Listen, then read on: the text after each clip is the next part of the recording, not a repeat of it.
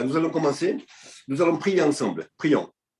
Seigneur, je voudrais te remercier et te rendre grâce pour ce moment que nous pouvons passer avec toi, Seigneur, autour de ta parole. Merci pour ta présence avec nous, Seigneur, et merci de nous accueillir également, Seigneur.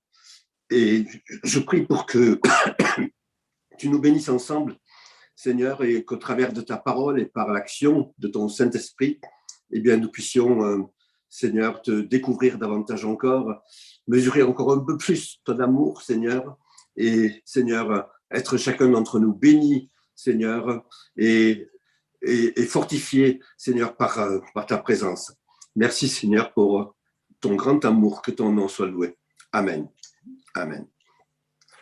Voilà, je vais dire à Marité de lire les quelques premiers versets de Esdras, chapitre 5, à partir du verset 3 jusqu'au verset 5. Proche pas. Compte voir. Oui, 3. Dans ce même stade, Tatnaï, gouverneur de ce côté du fleuve, Shethar-Boznaï et leurs collègues vinrent auprès d'eux et leur parlèrent ainsi. Qui vous a donné l'autorisation de bâtir cette maison et de relever ses murs? Ils leur dirent encore, quels sont les noms des hommes qui construisent cet édifice? Mais l'œil de Dieu veillait sur les anciens des Juifs et on laissa continuer les travaux pendant l'envoi d'un rapport à Darius et jusqu'à la réception d'une lettre sur cet objet. Voilà. Voilà. Je vais faire un petit rappel de ce qu'on a vu la dernière fois. Nous avons vu que le réel objectif des ennemis de Juda, c'était de s'immiscer dans l'œuvre de construction pour la contaminer, la pourrir, la détruire de l'intérieur. Ils auraient été ainsi semblables à un virus qui, en s'introduisant parmi le peuple de l'Éternel, allait contaminer et faire échouer l'œuvre de construction, l'œuvre de Dieu.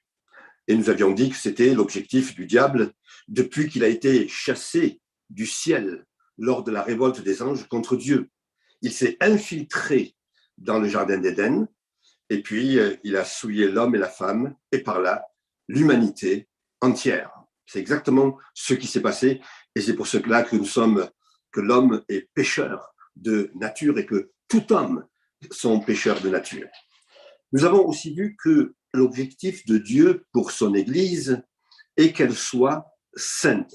C'est ce que Dieu veut, que son Église soit sainte et que ses enfants, toi et moi, nous, eh bien, nous soyons saints.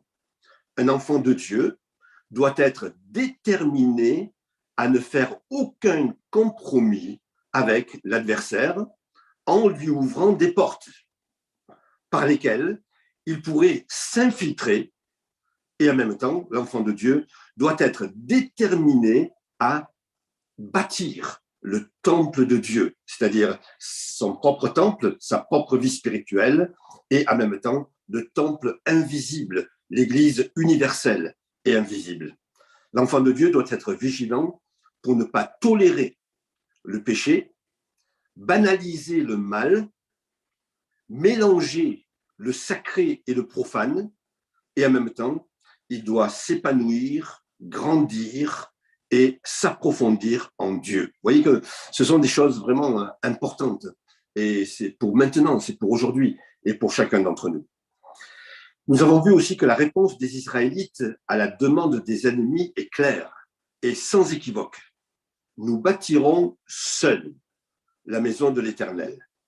Ainsi, notre détermination à nous garder purs et saints doit être ferme, claire et sans équivoque. Alors, il faut résister, hein, bien sûr. Je ne dis pas que c'est facile, mais il faut résister et être déterminé. Nous avons aussi vu, frères et sœurs, que les obstacles que nous rencontrons sur notre chemin, lorsque nous sommes zélés pour Dieu, et l'action persévérante de l'adversaire pour empêcher la croissance de l'Église et notre propre épanouissement sont normales. c'est le contraire qui serait anormal. Alors, il ne faut pas s'étonner des problèmes, des épreuves qui nous assaillent, des difficultés, des déceptions, des contretemps, des incompréhensions que nous rencontrons dans notre marche chrétienne, dans notre construction de la vie spirituelle, de notre vie spirituelle, et qui peuvent s'avérer même très éprouvants. Mais souvenons-nous toujours que Christ est vainqueur et souverain. Et puis, il y a ces 4 éléments hostiles qui se dressent devant ceux qui construisent, devant les Israélites: la ruse, l'intimidation, l'accusation, la violence.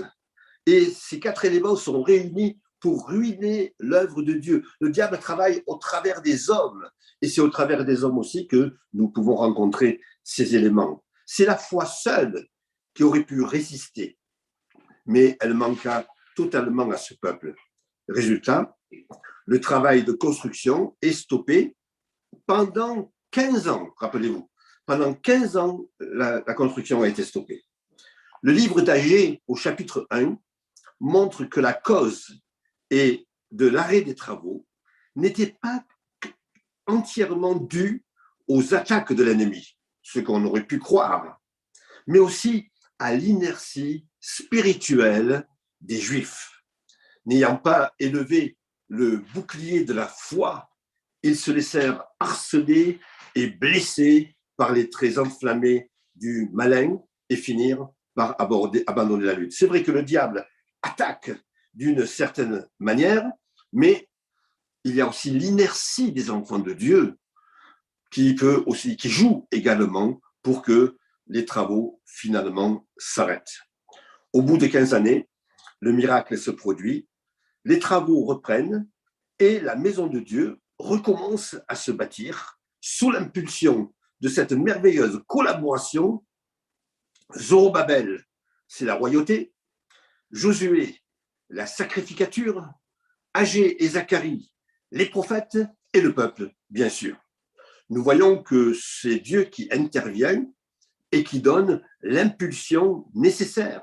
C'est lui qui renouvelle l'élan des chefs et du peuple. Il suscite les prophètes, il réveille l'esprit de Zorobabel, de Josué et du peuple, lui accorde un esprit de repentance au peuple et un élan nouveau pour reprendre les travaux. C'est Dieu qui fait cela. Et c'est sous l'impulsion de Jésus, notre roi, notre sacrificateur et notre prophète, et l'action puissante du Saint-Esprit que nous pouvons être encore aujourd'hui renouvelés dans notre élan, dans notre zèle, pour continuer à édifier notre vie spirituelle, ou alors en reprendre la construction si nous nous sommes arrêtés. Voilà ce que nous avons vu donc la dernière fois. Alors, ici, nous voyons que dès que les travaux reprennent, une autre tentative quasi immédiate est menée par les ennemis des Juifs afin d'y mettre un terme. Leur réaction est instantanée. Frères et sœurs, nous devons savoir que Satan ne prend pas de vacances, ni des jours de congé ou de repos. Ses instruments, c'est-à-dire les gens, changent, mais ses méthodes ne changent pas. Au chapitre 5, nous n'avons plus affaire aux mêmes personnes. Tatnaï, dont il est question ici, semble avoir été un homme plus correct et impartial que son prédécesseur. En effet, en attendant la réponse du roi à la lettre qui va être écrite, il permet aux Juifs de continuer leurs travaux. Mais n'y a-t-il pas ici encore la main de Dieu qui est en train de diriger toutes choses? Notons également que le groupe d'officiels questionna Zorobabel pour savoir qui avait donné l'autorisation pour la construction et demanda à connaître les noms des hommes qui étaient responsables. Un rapport est ensuite envoyé au roi Darius. Frères et sœurs, après un temps de ferveur spirituelle, un temps de regain spirituel et rempli d'un sentiment de force et de victoire sur les ennemis, puisque les travaux reprennent, voilà la deuxième vague d'attaque de l'adversaire. Nous l'avons dit tout à l'heure, le diable revient à la charge. Il n'abandonne jamais. Il ne se lasse jamais. Il ne se déclare jamais vaincu, alors qu'il est vaincu, déjà, à la croix, par Jésus-Christ notre Seigneur. Souvenons-nous de ce qui est dit à son sujet après qu'il lui ait tenté Jésus dans le désert. Dans l'évangile de Luc, il est écrit, après l'avoir tenté de toutes ses manières, le diable s'éloigna de lui jusqu'à un moment favorable. Voyez, jusqu'à un moment favorable. Ainsi, gardons-nous toujours de tout triomphalisme, de tout relâchement. Au contraire, restons toujours vigilants. Ne baissons jamais la garde. L'apôtre Pierre dit que le diable est comme un lion rugissant, cherchant qui il va dévorer. Actif et zélé au service de notre Seigneur, nous sommes appelés à veiller. Notons aussi que l'implication concrète des anciens les expose encore plus. Qui est responsable? Donnez-nous leur nom. Ce n'est pas seulement une attaque générale, mais aussi individuelle. Elle vise nommément les responsables et bien sûr leur famille. L'intimidation est plus précise. Le danger devient alors plus grand pour eux. Que faire? Les Juifs n'hésitent pas une seconde. Ils ne cèdent pas à la peur et n'hésitent pas à s'impliquer même personnellement. Ils acceptent de donner leur nom. La question que nous pourrions nous poser est celle-ci. Qu'est-ce qui permet aux Juifs de reprendre le travail? Pourquoi n'hésitent-ils pas à s'impliquer, à donner leur nom?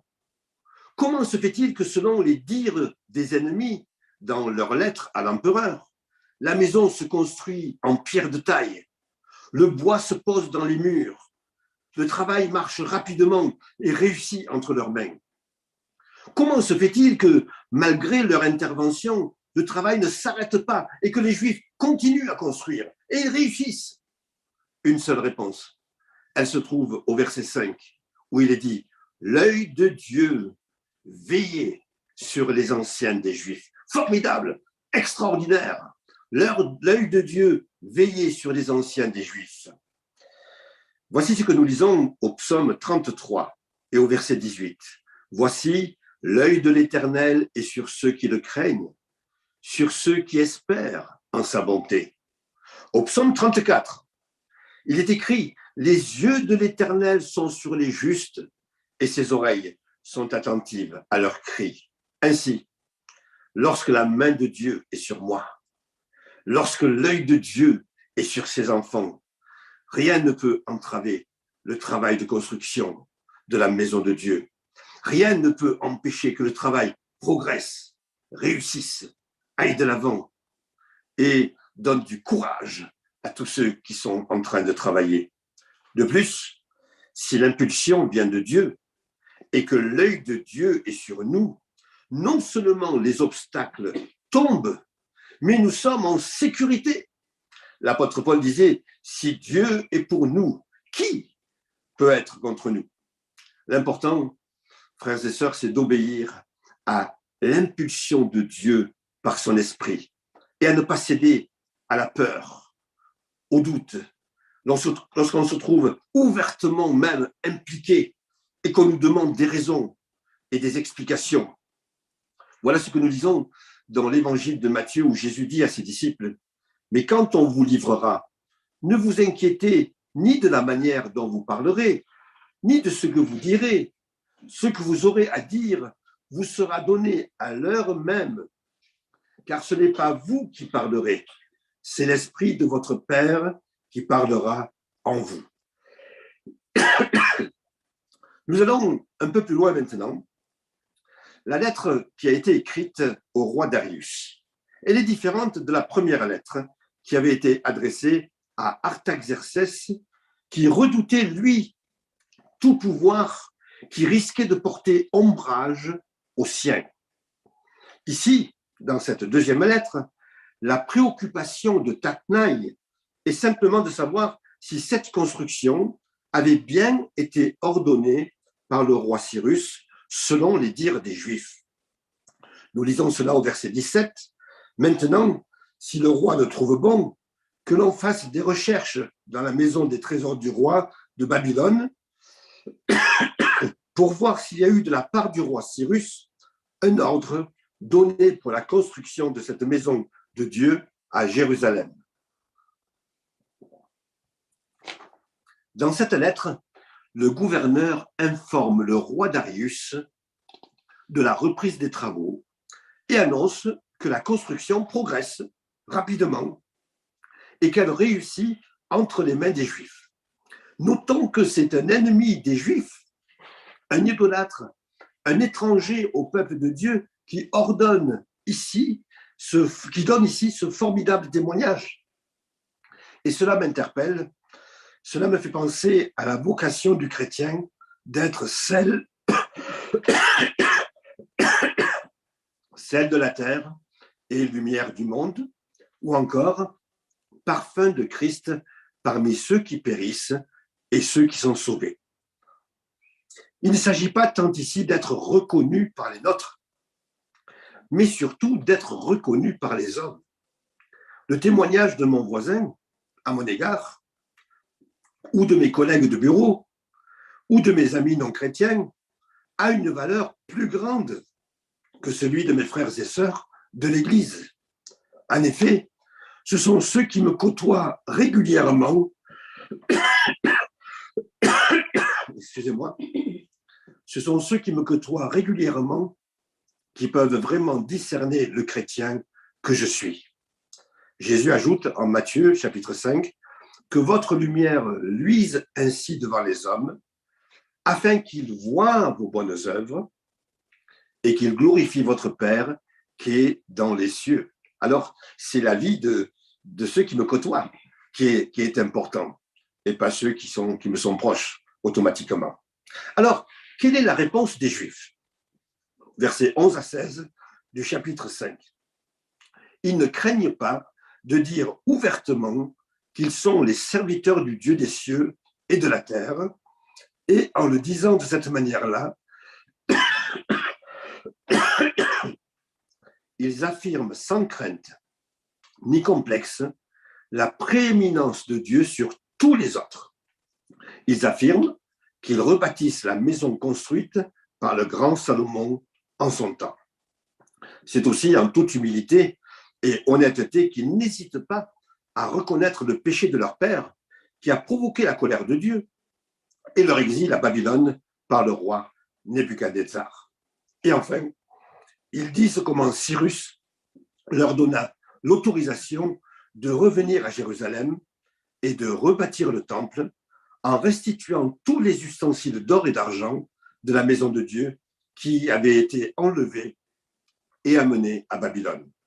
Frères et sœurs, ici je dirais qu'il ne faut pas que nous cachions notre drapeau. Nous ne devons pas cacher notre appartenance à Dieu, même si quelquefois il faut être bien sûr prudent. On ne doit pas cacher notre appartenance à Dieu et notre engagement envers lui. Reconnaissons devant les hommes que nous sommes les serviteurs d'un grand Dieu, du Dieu unique, créateur des cieux et de la terre, source de vie des hommes, à qui un jour il faudra rendre des comptes. En même temps, soyons humbles et vrais. Reconnaissons nos faiblesses, nos échecs et même nos péchés. Reconnaissons que notre manque de fidélité et d'obéissance a souvent créé un fossé entre Dieu et nous et a attiré sa colère sur nous.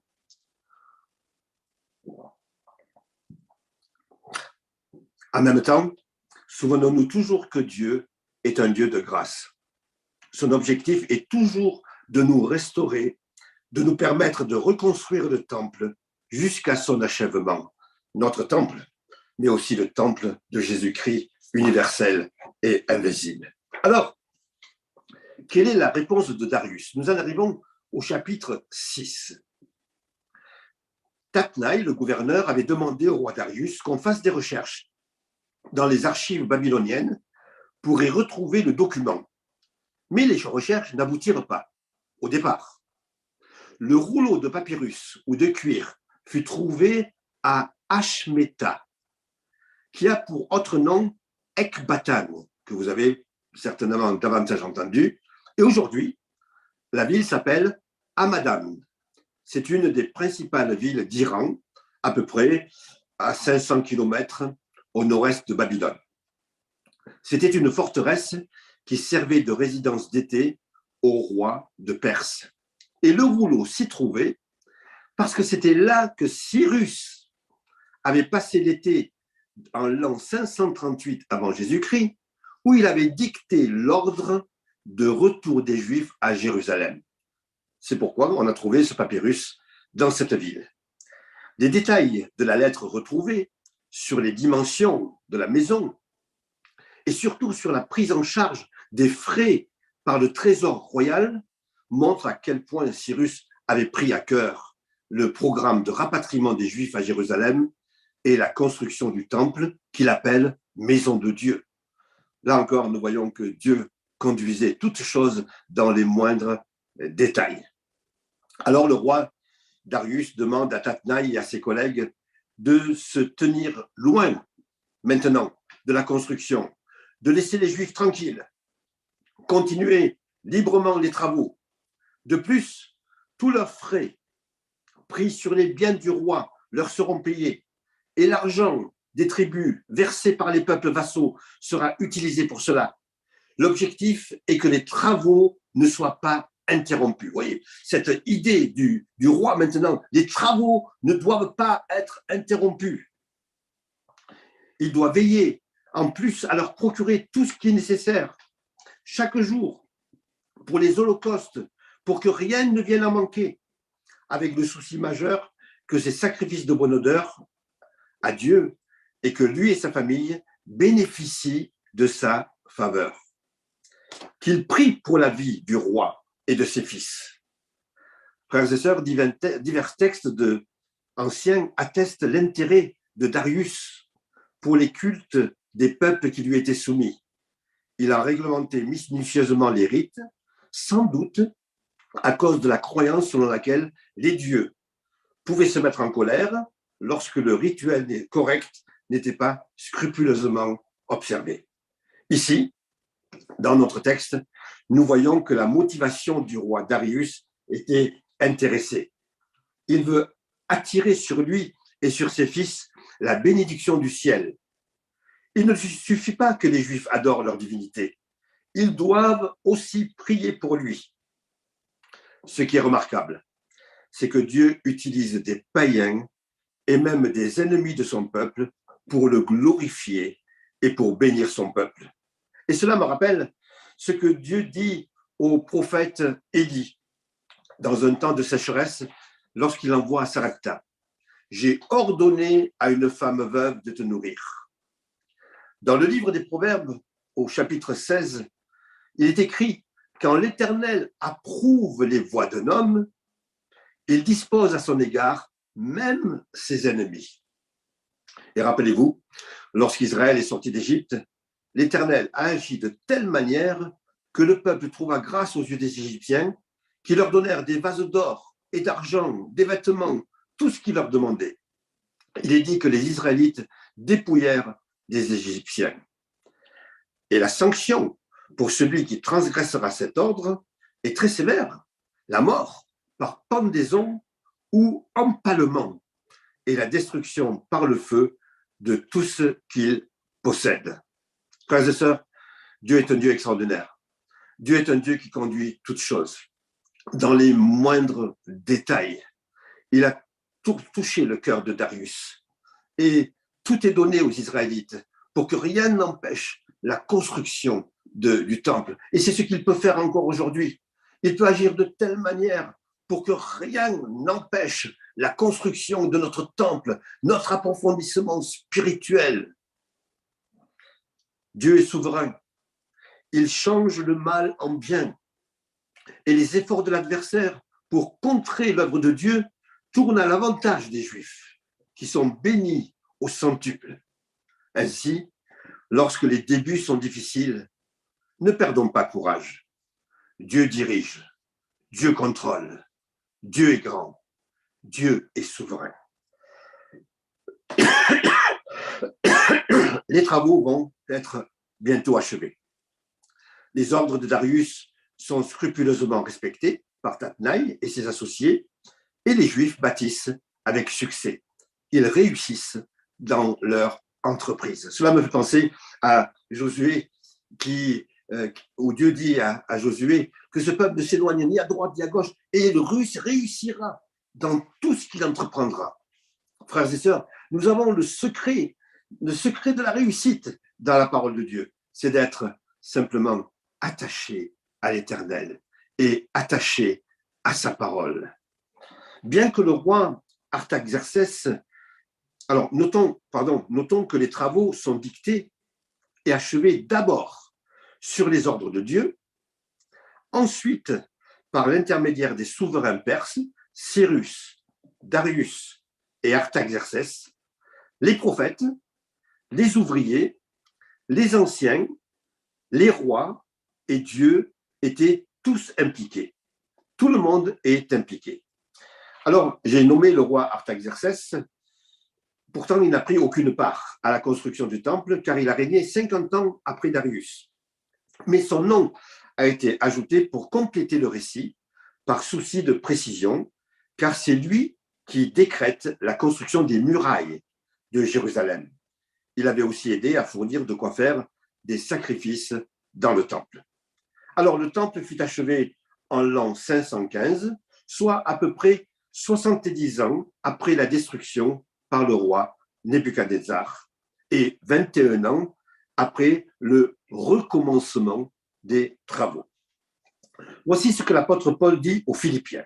« Je suis persuadé que celui qui a commencé en vous cette bonne œuvre la rendra parfaite pour le jour de Jésus-Christ. » Et l'apôtre Paul dit dans 1 Corinthiens aux chrétiens de Corinthe, « Jésus-Christ vous affermira jusqu'à la fin pour que vous soyez irréprochables au jour de notre Seigneur Jésus-Christ. » Ainsi, frères et sœurs, quels que soient les obstacles rencontrés, ce que Dieu a commencé en nous, il promet de l'achever. Il fait concourir toute chose, toute situation, toute personne pour atteindre cet objectif merveilleux. Frères et sœurs, si nous avons à cœur notre vie spirituelle, si nous avons à cœur la croissance de l'Église de Jésus-Christ, si nous avons à cœur notre approfondissement en Christ, notre connaissance de Dieu, notre proximité toujours plus avec Dieu, alors le Seigneur, ce qu'il a commencé, il va le continuer.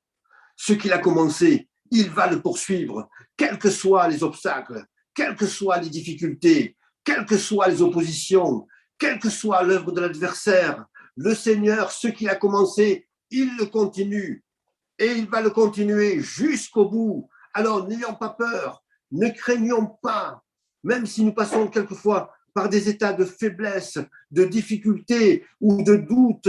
Le Seigneur, ce qu'il a commencé, il le poursuivra, il le poursuit, parce que j'ai à cœur de lui ressembler et j'ai à cœur que de grandir dans la foi et dans sa connaissance. Suite à l'achèvement des travaux, les enfants d'Israël firent avec joie la dédicace du temple. C'était une cérémonie d'inauguration. Notons que malgré leur joie, ils s'humilient aussi pour leurs péchés en offrant des sacrifices d'expiation. La réussite d'une œuvre ne doit jamais occulter l'humilité et la grâce de Dieu. Tout ce qui a été réalisé, frères et sœurs, est le fruit de l'unique grâce de Dieu qui était présent et agissant du début et même avant le début et jusqu'à la fin. Tout ce que nous pouvons réussir dans notre vie, tout progrès que nous pouvons faire, toute victoire que nous pouvons rencontrer, eh bien, c'est grâce à Jésus. C'est jamais grâce à nous. Et c'est pour cela que nous devons nous rester humbles. Nous n'avons pas à nous glorifier de quoi que ce soit. C'est le Seigneur que nous glorifions. C'est lui qui doit être glorifié. À lui reviennent la puissance et la gloire pour les siècles des siècles. Nous voyons dans le texte que l'offrande de 12 boucs comme victime expiatoire montre que cette communauté envisageait toujours la nation d'Israël comme unifiée et composée de 12 tribus. On pouvait espérer que d'autres exilés reviennent encore et que toutes les tribus finiraient par être aussi bien représentées en Palestine que l'étaient à ce moment-là celles de Juda, Benjamin et Lévi. Il y a 3 tribus qui sont représentées et pourtant ce sont 12 boucs qui sont sacrifiés. C'est l'espérance du retour de tous les Juifs.